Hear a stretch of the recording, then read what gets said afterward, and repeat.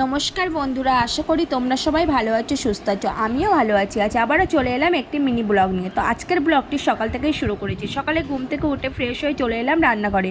তো রান্নাঘরে এসে প্রথমে আমি ডালটাকে সিদ্ধ করে নিলাম। তারপরে সিদ্ধ করে নামিয়ে নিয়ে কড়াই বসিয়ে দিলাম। কড়াইতে তেল দিয়ে দিলাম। তেলটা গরম হয়ে গেলে আমি পাঁচফোড়ন আর পেঁয়াজ ফোড়ন দিয়ে দিলাম। আর এদিকে আমি আলু আর বেগুন চাকা চাকা করে কেটে নিয়েছি। আর এদিকে ঝিঙে টুকরো টুকরো করে কেটে নিয়েছি। আর পেঁয়াজটা একটু লাল লাল হয়ে গেলে আমি সিদ্ধ করা ডালটাকে ঢেলে দিলাম। আর এদিকে একটু সিদ্ধ ডাল আমি তুলে রেখেছিলাম স্বস্তিকার ওর দাদুর জন্য, কারণ ওরা ভাত দিয়ে সিদ্ধ ডাল খেতে ভালোবাসে। আর এদিকে আরেকটা কড়াইতে একটু তেল বসিয়ে দিলাম। তেলটা গরম হয়ে গেলে শুকনো লঙ্কা ফোড়ন দিয়ে কিছুটা পেঁয়াজ দিয়ে দিলাম। পেঁয়াজটা লাল লাল হয়ে গেলে এবার আমি এর মধ্যে ঝিঙেগুলোকে দিয়ে দেবো। এটা আমি বানাবো ঝিঙের তেল। এটা আমি আমার বাবার বাড়িতে কখনো খাইনি, বা আমি পারিও না, পারতাম না করতে। তো আমি আমার এই বাড়িতে এসে আমার শাশুড়ি মায়ের কাছ থেকে শিখেছি। আর এদিকে ডালটা প্রায় ফুটে এসছে।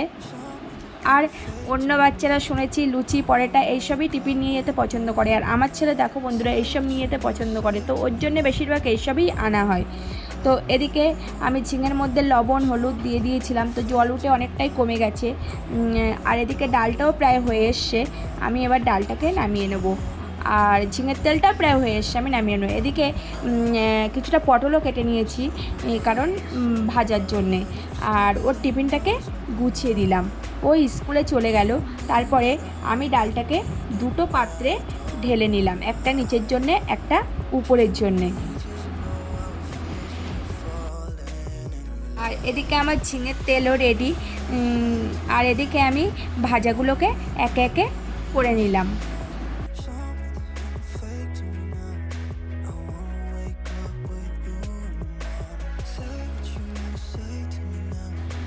আর ভাতটাও প্রায় হয়ে এসছে, ভাতটাকে এবার উপর দিয়ে দেবো। আর এদিকে ডিম আর আলু সিদ্ধ বসিয়ে দিলাম। ডিমের খোলাগুলোকে ছাড়িয়ে নিলাম। আর আলুগুলো যেহেতু ডিমের সাথে সিদ্ধ করেছিলাম, ওই জন্য সিদ্ধ করার পরে আমি আলুগুলোকে আবার একটু ধুয়ে নিলাম। এদিকে আমি কড়াইতে তেল দিয়ে পাঁচফোড়ন আর তেজপাতা ফোড়ন দিয়ে দিলাম। আর এদিকে আদা রসুন শুকনো লঙ্কা পেস্ট করে রেখেছিলাম, সেটা ভালো করে তেলের মধ্যে দিয়ে কষিয়ে নেব। আর এর মধ্যে একটু জলের মধ্যে গুলে জিরে গুঁড়ো মরিচ গুঁড়ো ধনে গুঁড়োও দিয়ে দিলাম। তো এটাকে ভালো করে কষানোর পরে আলুগুলোকে দিয়ে আর একটু কষিয়ে নেবো ভালো করে। এবার পরিমাণ মতো জল দিয়ে দিলাম। এবার একটু জলটা গরম হয়ে গেলে তারপরে আমি ডিমগুলোকেও দিয়ে দিলাম। এবার আমি এটা ঢাকা দিয়ে যাব স্নান করতে, কারণ আমি যাব একটু স্বস্তিকের স্কুলে।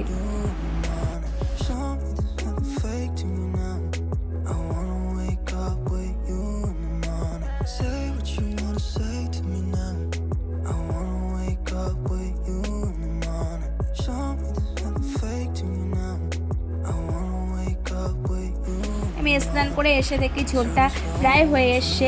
এবার আমি একটু গরম মশলা দিয়ে ডিমের ঝোলটাকে নামিয়ে নেব।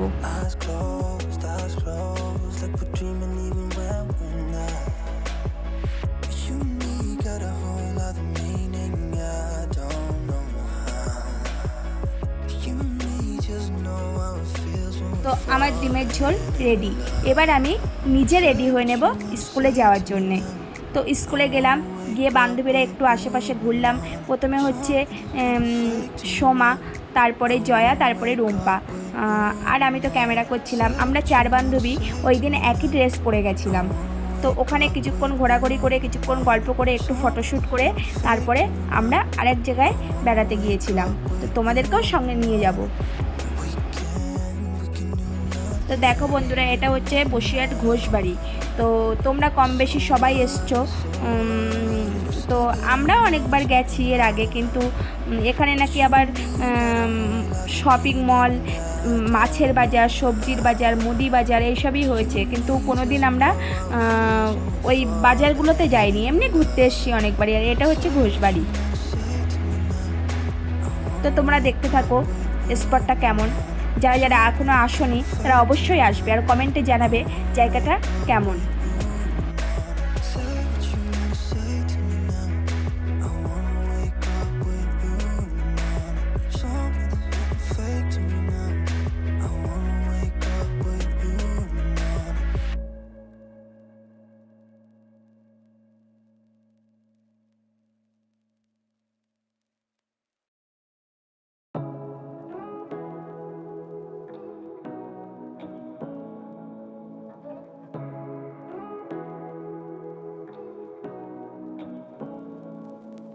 আর এখানে নাগরদোলাও আছে। আর দেখো বন্ধুরা, এখানে সাইনবোর্ডে লেখা আছে প্রতি রবিবার খাসির মাংস 590 টাকা। তো জানি না, কোনো দিন যেহেতু কিনতে আসিও নি, বলতে পারবো না। তারপরে আমরা চলে গেলাম মুদির দোকানে। তো মুদির দোকানে গিয়ে দেখলাম সত্যি অন্য দোকানের থেকে অনেকটাই জিনিসের দাম কম। তো আমরাও কিছুটা অল্প অল্প করে জিনিস নিয়ে নিলাম।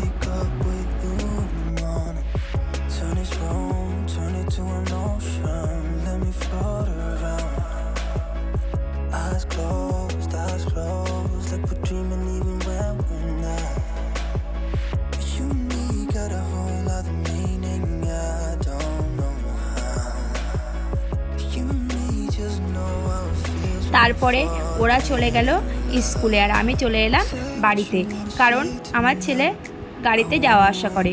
আমি মাঝে মধ্যেই যাই আমার বান্ধবীদের সাথে দেখা করতে, আর কোনো দরকার হলে যাই। তারপরে আমি চলে এলাম রাস্তায়, কারণ স্বস্তিকের গাড়ি আসার সময় হয়ে গেছে। তো বৃষ্টি হচ্ছিল, ওই জন্য আমি ছাতা নিয়ে এসেছিলাম। আর এটা হচ্ছে আমাদের ক্লাব। আমি রাস্তায় দাঁড়িয়ে একটু ক্যামেরা করছিলাম। এটা হচ্ছে নৈহাটি নবদিগন্ত ক্লাব। তারপরে এই যে স্বস্তিক চলে এসছে, ছাতা নিয়ে খেলা করছে। তারপরে বাড়িতে গেলে দুপুরে খাওয়া দাওয়া করে একটু শুয়েছিলাম। তারপর সন্ধেবেলা টিফিনে করলাম পেঁয়াজি। তো সন্ধ্যের টিফিনটা মুড়ি আর পেঁয়াজি দিয়ে জমে গেল।